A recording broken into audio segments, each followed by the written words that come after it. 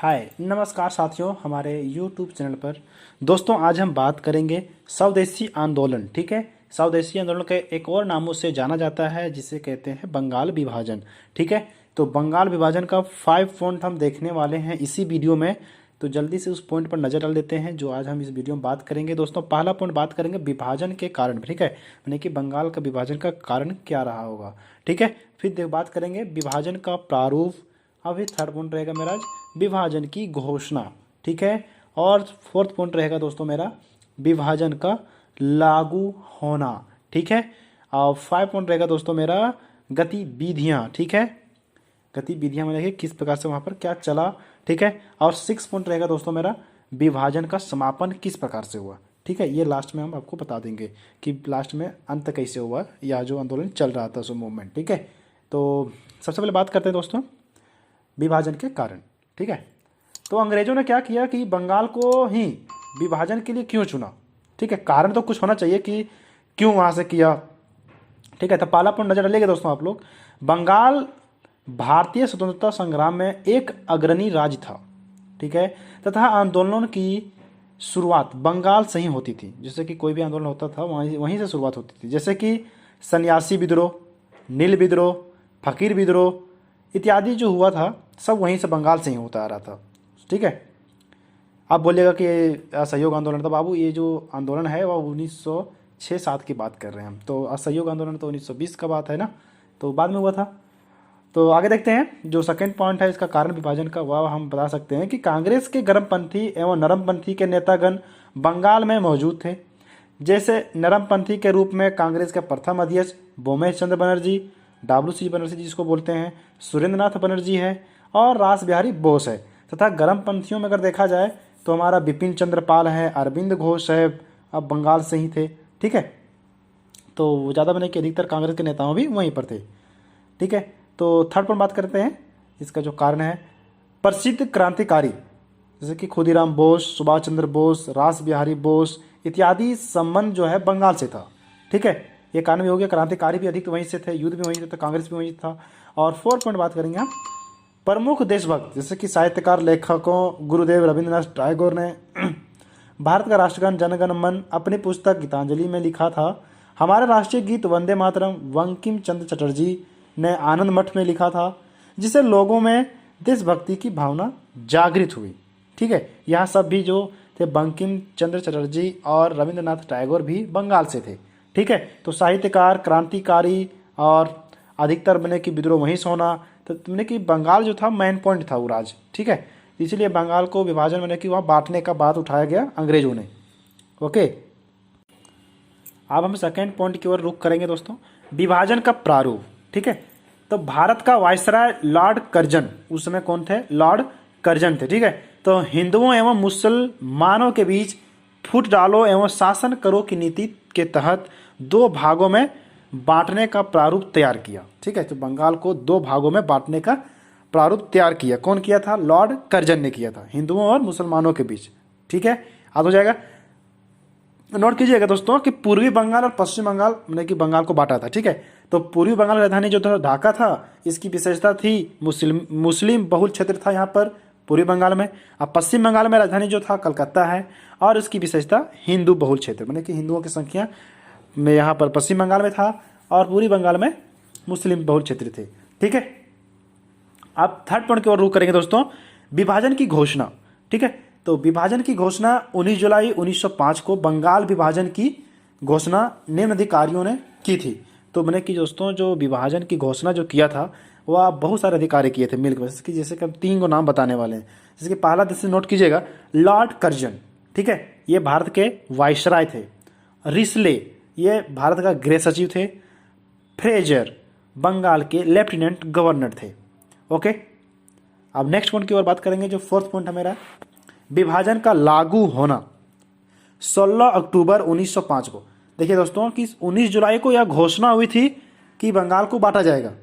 ठीक है, बट लागू कब हुआ? 16 अक्टूबर को। 19 जुलाई को घोषणा हुआ, 16 अक्टूबर को क्या हुआ? लागू हो गया। ठीक है, बंगाल विभाजन की घोषणा को लागू कर दिया गया। ओके, अब 5 पॉइंट बात करेंगे हम गतिविधियां। ठीक है। तो मैंने कि क्या किस प्रकार से हम लोग वहाँ पर अपना अपना राज्य के प्रति किस प्रकार से देश भावना, राजहित के बारे में बात करते हैं, दिखाएं वहाँ पर लोग, ठीक है। उसके बारे में बात कर लेते हैं गतिविधियाँ।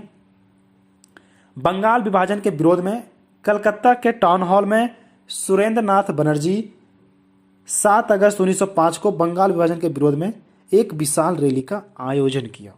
कौन किया था? सुरेंद्र नाथ बनर्जी। कब किया था? 7 अगस्त 1905 में। ओके, कहाँ पर किया था? बंगाल के टाउन हॉल में, ठीक है, विरोध किया था। तो आगे बात करते हैं। 16 अक्टूबर 1905, ठीक है, 16 अक्टूबर 1905 को बंगाल में निम्न प्रमुख दिवस मनाए गए। जिस दिन लागू हुआ था उसी दिन, ठीक है। पहला था शोक दिवस, जिसे हम कहते हैं दुख का दिन, ठीक है। मैंने कि सभी लोग वहाँ के शौक में पड़ गए कि हिंदू मुस्लिम को बांट दिया गया बंगाल को, तो सभी लोग शौक में आ गए।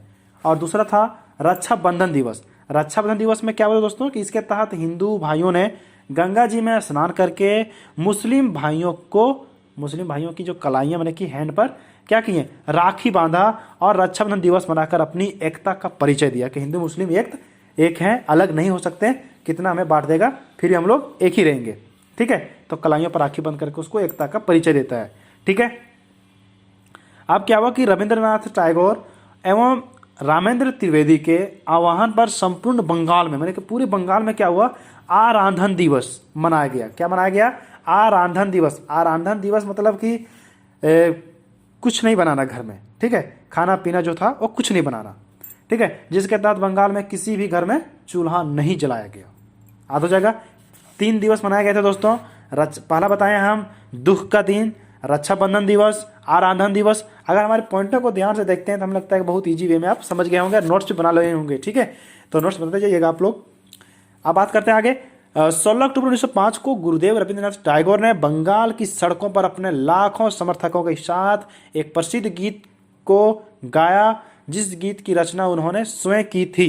यह गीत अमार सोनार बांग्ला, क्या था? अमार सोनार बांग्ला था। ओके, यह गीत इतना लोकप्रिय हुआ कि 1971 में यह गीत बांग्लादेश का राष्ट्रगान बनाया गया। दोस्तों, रविंद्रनाथ टैगोर ही हैं जो 2 या 3 देशों का राष्ट्रगीत लिखे हैं, भारत, बांग्लादेश और श्रीलंका, ठीक है। नेक्स्ट रुक करते हैं हम आगे। बंगाल विभाजन के विरोध में अश्विनी कुमार दत्त ने स्वदेशी बांधव समिति का गठन किया था। क्या किया था अश्विनी कुमार ने? स्वदेशी बांधव समिति, ठीक है, या गठन किया था बंगाल विभाजन के दौरान, ठीक है, विरोध में। कृष्ण कुमार मित्र ने अपनी पत्रिका संजीवनी में पहली बार बहिष्कार शब्द का प्रयोग किया। मैंने कि जो बंगाल के जब लागू हो गया तो वहाँ पर बहिष्कार शब्द इसलिए प्रयोग किया गया, मैंने बंगाल मैंने कि जो अंग्रेजों जो बना करके सामान दिया जा रहा था उसको बहिष्कार करना, उसको एक्सेप्ट नहीं करना, ठीक है, नकार देना। और लोगों ने विदेशी वस्त्रों की होलिका जलाई एवं स्वदेशी वस्तुओं को अपनाने का संकल्प लिया। मैंने कि देश में बना हुआ चीज़ को यूज करेंगे, विदेश से बना हुआ चीज़ को यूज नहीं करेंगे। और होलिका जलाना मतलब होता है कि कपड़े को इकट्ठा करके उसको आग लगाना, जैसे कि होली के दिन में हम लोग होलिका जलाते हैं, ठीक है, समझ में आ गया। अब नेक्स्ट पॉइंट बात करते हैं। बंगाल विभाजन के विरोध में 1907 में ढाका में एक क्रांतिकारी संगठन अनुशीलन समिति, क्या 1907 में क्या हुआ? ढाका के जो क्षेत्र था वहाँ पर तो अनुशीलन समिति की स्थापना 2 क्रांतिकारियों ने मिलकर की थी, वरिंद्र कुमार घोष और भूपेंद्रनाथ दत्त ने, ठीक है। अनुशीलन समिति क्वेश्चन पूछता है कि अनुशीलन समिति 1907 में ढाका में कौन किया था? तो नोट कीजिएगा दोस्तों, वरिंद्र कुमार घोष और भूपेंद्रनाथ दत्त ने किया था। ओके। कांग्रेस ने 1906 में कलकत्ता अधिवेशन में दादा भाई नौरोजी की अध्यक्षता में स्वदेशी और स्वराज के प्रस्ताव को पारित किया, ठीक है, प्रस्ताव को क्या किया? पारित कर दिया, ठीक है। बंगाल विभाजन के विरोध में कलकत्ता में नेशनल स्कूल की स्थापना की गई, जिसके संस्थापक एवं प्रथम प्राचार्य अरविंद घोष थे। कौन? अरविंद घोष थे। नेशनल स्कूल की स्थापना फर्स्ट टाइम कलकत्ता में किया गया था, ठीक है।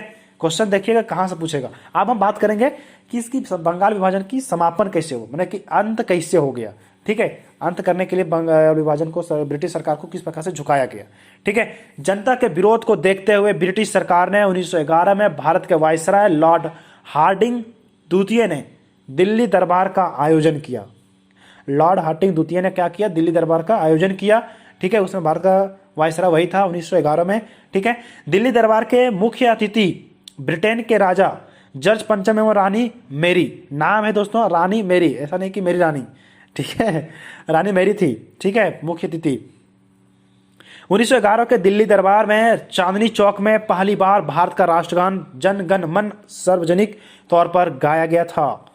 ठीक है, सार्वजनिक तौर पर गाया गया था जन गण मन। ठीक है, कहाँ पर? दिल्ली के चांदनी चौक चौराहे पर। ठीक है, और देखते हैं आगे। दिल्ली दरबार में भारत के वायसराय लॉर्ड हार्डिंग द्वितीय ने 2 घोषणाएं की थी।